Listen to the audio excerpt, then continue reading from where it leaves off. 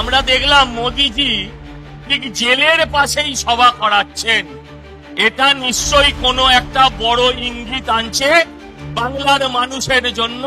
এই মমতার সরকারকে নবান্ন থেকে নামিয়ে কোন একটা গাছের নিচে বাংলার মানুষকে বাঁচাতে হবে, নিজের প্রজন্মকে বাঁচানোর জন্য, আগামী ভবিষ্যৎকে সুরক্ষিত করবার জন্য।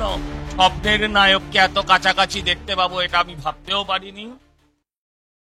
কিন্তু আমি সঙ্গে সঙ্গে আরেকটা কথা ভাবছি, সেটা হচ্ছে গতকাল একটা বিল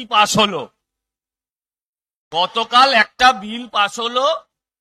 যেখানে মন্ত্রীরা তারা যদি 30 দিনের বেশি জেলে থাকেন তাহলে তাদের মন্ত্রিত্ব 31 দিনে চলে যায়।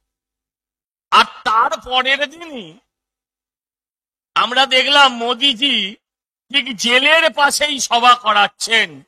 এটা নিশ্চয়ই কোনো একটা বড় ইঙ্গিত আনছে বাংলার মানুষের জন্য। আগামী দিন সমস্ত চোর জোচ্চোর যারা আমাদের চাকরি থেকে স্বপ্ন চুরি করেছে তাদের একমাত্র জায়গা এই দমদম থেকে প্রেসিডেন্সি জেল, একথা বলতেই হবে। আমি দেখছি আমাদের প্রধানমন্ত্রী আসবেন, আর কিছু তৃণমূলের নেতা প্রাক্তন চোর তারা সারাক্ষণ ধরে কখনো ফেসবুকে এটা লিখছেন, কখনো ওটা লিখছেন। আমার বুঝতে বাকি থাকলো না যে এটা হচ্ছে পরাজিতের আর্তনাদ। তাই আমি মানুষের কাছে শুধু বেশি কথা বলার উপায় নেই আজকে, আমি শুধু আপনাদের কাছে আবেদন করব, আপনারা ভেবে দেখবেন সুপ্রিম কোর্টের নির্দেশ পেলে পরে তবে জয়েন্ট এন্ট্রান্সের ফল বেরোয়। আপনারা ভেবে দেখবেন পশ্চিমবঙ্গে গত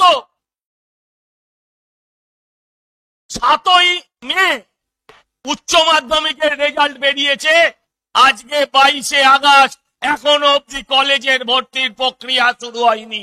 মুখ্যমন্ত্রী বলছেন পরিযায়ী শ্রমিকদেরকে পশ্চিমবঙ্গে ফিরিয়ে আনবো, আর রাজ্যের ছাত্রদেরকে পরিযায়ী করতে, পড়ালেখা করতে অন্য রাজ্যে যিনি পাঠিয়ে দিচ্ছেন সেই মমতা সরকারের বিরুদ্ধে উনি জেহাদ জেহাদ জেহাদ বলেন। আমি বলবো বাংলার ছাত্র যুবকেই জেহাদ ঘোষণা করতে হবে যে আগামী 26 আর যাই হোক এই সরকারের অনেকেই বলছেন আমাদের নেতারা যে বিসর্জন হবে। আমি বলি সব বিসর্জন দেবতার হয়, আবার সব দেবতাকে গঙ্গায় বিসর্জন দেওয়া হয় না, কিছু কিছু দেবতাকে গাছতলায় বসিয়ে রাখা হয়।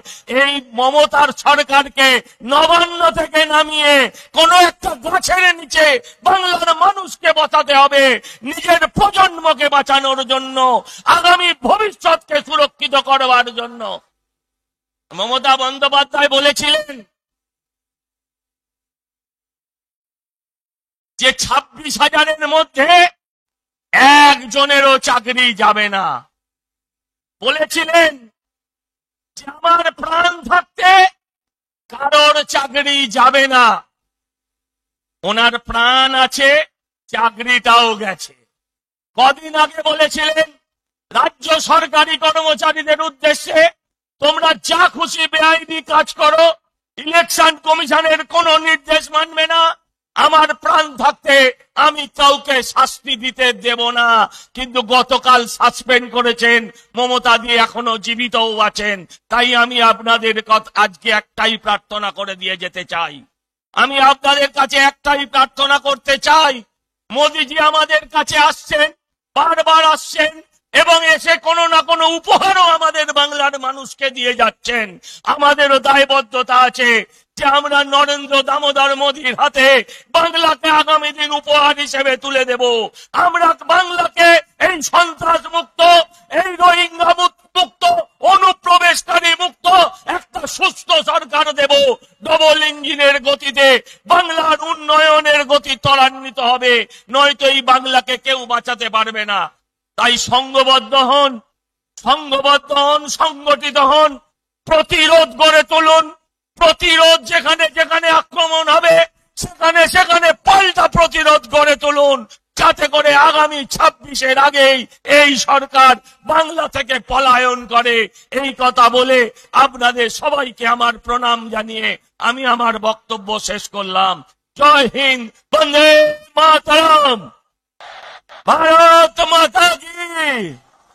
সবাই জয় মা কালী বলছেন, কিন্তু সামনে দুর্গাপুজো, মা দুর্গার নামে তো বলতে হবে, বলো দুর্গা মাই কি।